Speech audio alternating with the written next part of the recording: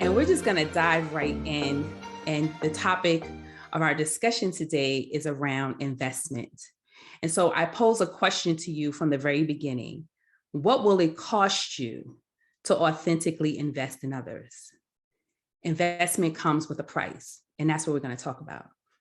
So, I recently celebrated my birthday. My birthday was this past Sunday. Yes, and it was great. And so, birthdays are a great time to just reflect, at least for me. And so I found myself just sitting by the water. I had an opportunity to be by the beach, and I was sitting by the water and I was thinking about my life. I found myself thinking about the value of time, just how precious it is and how we use it in the way it should matter. I started asking myself questions like, what do you stand for? What are you representing, and how does that align with your words and your actions? And what will you leave behind that will be of benefit to others? Those are the things that were germinating in my thoughts, in my mind. So when I reflect on this topic of investing in the next generation, I, of course, do definition word dives. That's one of the things that I do. So the first thing I said is next. What does next mean? So I Googled it, that's what we do. So Google says that next has to do with succession, but is coming immediately after the present order, rank, or space. So that made sense. Like, that's what it means to, for something to go next. And then I said generation. What does that mean? Well, all of the people born and living at around the same time, regarded collectively, the production of something could even be a definition, like the generation, how there's like multiple iPhone generations, right, of phones. And then I said, well, how long is a generation? About 25 years. Okay, that's cool. And then I've looked at the definition of investment. And it's this action or process of investing money or profit for material result. That's what Google says. But I wanted to just kind of go back for a moment and think about this notion of the next generation. And I'm going to dive even deeper into this idea of investment in a moment. But before I go there, I want to talk about next generation. So when you think about the next generation, who are the people in your sphere of influence? Who are the leaders? Who are the people who you can potentially groom to be leaders? Where can your influence be most beneficial? What are the different perspectives of these people? What are their backgrounds and their experiences? Are you looking for the things that are exactly like you? Or are you looking for people who have ideas that represent something that you've never even considered? One of the tools in the WILD Toolkit is called the PIP, the People Investment Plan. And it's one of my favorite because what it has done for me is really pushed me to think about who I am investing in. And I have to be honest and tell you that when I first went through the PIP, I wasn't really sure. Like I found that was a lot of blank spaces. I was like, I don't know, other than my kids, like who am I intentionally investing in? And so that is where we go today. And I want us to spend some time with that. But first, I want to say that there are some benefits of investment. And I have a few notes here. So if you see me looking down, that's what I'm doing here, taking a look at some notes. The benefits of investment first have to do with organizational expansion. So as you invest in your organization and the people in your organization, it's going to expand the organization in some type of meaningful way. It also is beneficial for succession. Who's going to come behind, who's going to take the baton, who's going to run with it, who's going to continue the vision, who's going to continue the mission of the organization. It also provides an opportunity for diversification. Who's diversifying? How does this diversification come? What does it look like? What are these different perspectives? And then I think it also invites people to think about the sensitivity to cultural shifts, because those that are coming behind don't see the world the way that we do right now. We have younger people who are just been completely exposed to technology in a way that some of us never even considered. There's a whole generation of kids right now who don't even know what life is like without a cell phone. They don't know what that string is that comes from the telephone on the wall. They don't know what that is. They've never seen that. It looks like some type of antiquated artifact that should be in a museum. They don't know what that means, but they have an idea of what the world looks like right now from the perspective of the internet.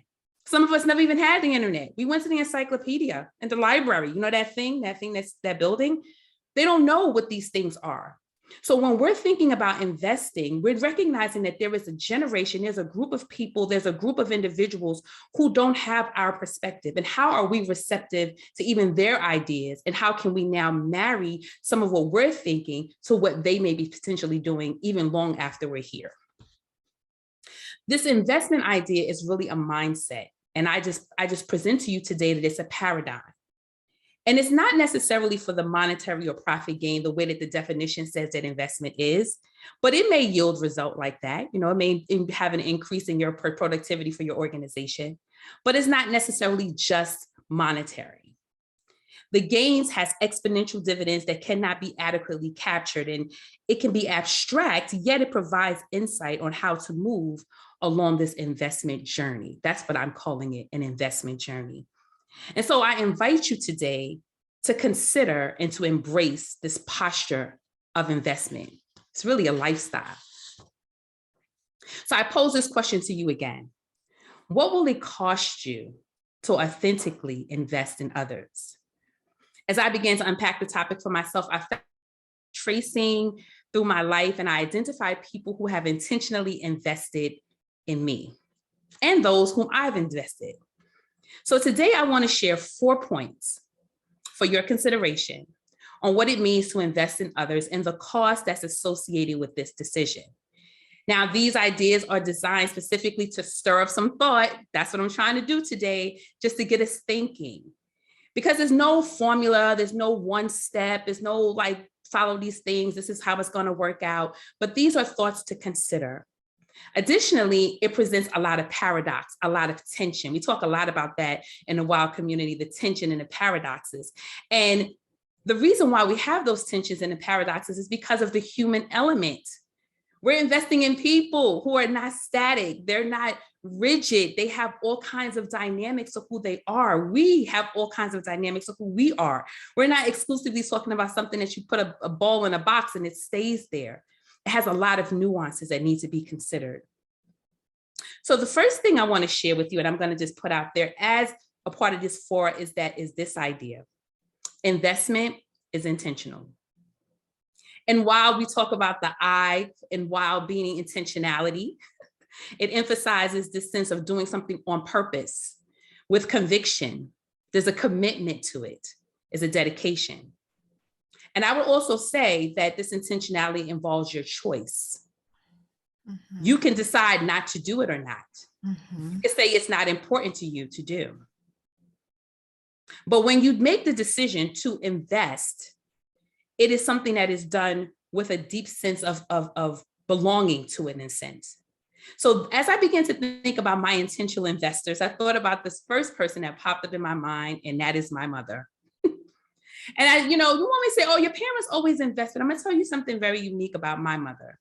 She didn't have an expansive educational background. In fact, she didn't really do really well in school, and she'll always be the first person to tell you that.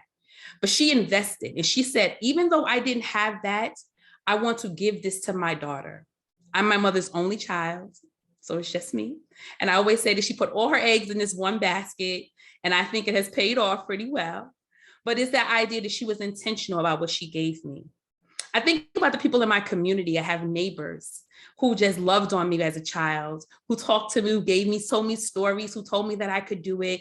What they didn't know is that they were investing in me. They were giving me something that was going to help me to be better. I think about my teachers. I think about my spiritual parents, and especially the late Bishop Michael Banks, who passed away a couple of years ago, who was my spiritual dad, my godfather, who deposited so much, my godmother, who deposited so much. These people were very, very instrumental in my upbringing. And I started shifting my thinking to who are the people that I've invested in. So of course I have my children. I have 2 daughters, and I now have a granddaughter. But I also thought about some students.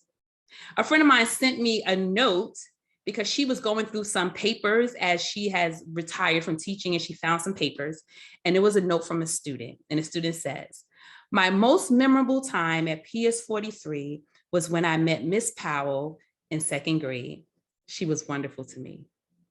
That made me smile because I said, somehow I deposited something in this young lady that now as an adult, and I'm still connected with her, she was able to reflect back on something back then when she was a 5th grader and I had her at a 2nd grader, but I'm still continually connected to her and still talking with her. And I realized that that was just one small evidence of investment. The thing I want to say about this intentionality is that we don't always know the impact of what we invest as the investor. The actions don't necessarily yield an immediate return. We kind of do it with a sense of blinders. We just kind of focus on what we want to give the person and how we want to deposit into the person, but we cannot determine the outcome of it. And we need to know that we may plant the seed and someone else is watering. There's a scripture actually that talks about that one person plants the seed, another one waters, but only God brings the increase. There's an increase that comes that's beyond what we could even see. And so we have to realize that even in that investment mindset, we may not see the return right away. And sometimes you don't even see it at all. You don't even know how what you've done has had such an impact on others. As we continue to think about intentionality, I want you to think about how we're moved to invest in those who we haven't always identified as worth investing. Or maybe they weren't even people who we sought out to invest in. These may be people who have different cultural and linguistic backgrounds, but yet we want to give them something. So I was reminded of a story of a woman. There's a short story connected to this. Her name is Norma. She's since passed on. And I met Norma when I was 8 years old. And Norma was the leader of the Bible club that was around the corner from my house. And I would go there every Wednesday. And it was Norma who began to talk to me about the things of God, who told me about my life, who told me about how I could, just think about things beyond myself. Norma had no idea that those ideas, when I was 8 years old, would continue to bear fruit all these years later. But I think I'm very grateful for someone like Norma. And so when you think about the intentional investment of those who you may work with and who may be in your sphere, it may not be the normal people that you may have thought of before.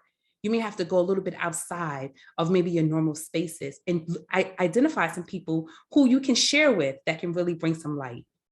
I also want to just talk about how investment is sacrificial. And what that means is that it's these deposits of time, resources, knowledge.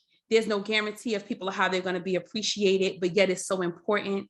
And I'll tell you also that sometimes the people with whom you invest, they may not seem like they want it. They may not seem like they like it because they may not always understand it. But it does require something of us. It's a very, very sacrificial decision that we make. The next thing is that investment is vulnerable.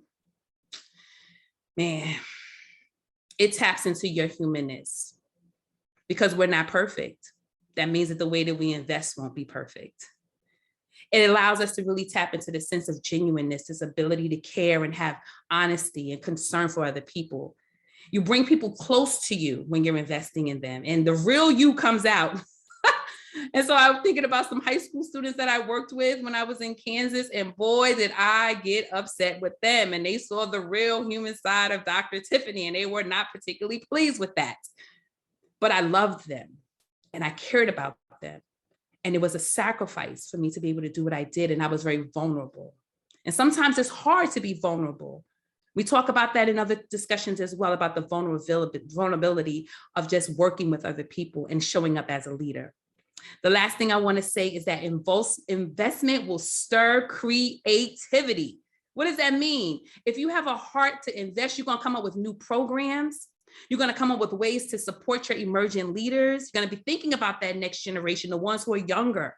And sometimes that next generation is not necessarily younger. It just may be the people who you have not necessarily invested in previously. That could be the people who can continue moving things forward, even beyond your placement in that organization or in that space. This can be related to ministry, colleges, all types of programs that are developed. We talk about the allocation of resources. This is also how you creatively move your funding around to be able to do something that's intentional, that's sacrificial, that's vulnerable, and it shows up in a creative way. There's things like affinity programs where people they're brought together to be able to talk about their experiences. And this is something that is done in a lot of organizations. So here's my recap and what I want you to really think about. Number one, investment is intentional. You do it on purpose. You do it by choice. You do it because you see that there is a purpose connected to it. The next is investment is sacrificial. It's going to cost you something. It costs you your time. It costs you money. It costs you, sometimes it's painful Sometimes it doesn't feel good, but you do it anyway because you have a goal. You have something that you're really intending on really trying to do in that space to make a difference. The next is investment is vulnerable.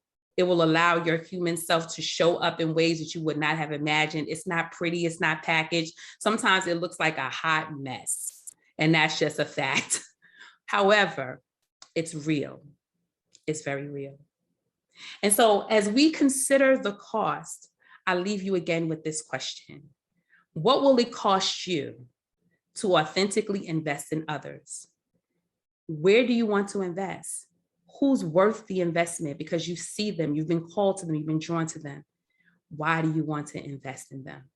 So I hope that this has left you with some things to think about today. And I hope that you'll be able to have some great conversations around these ideas.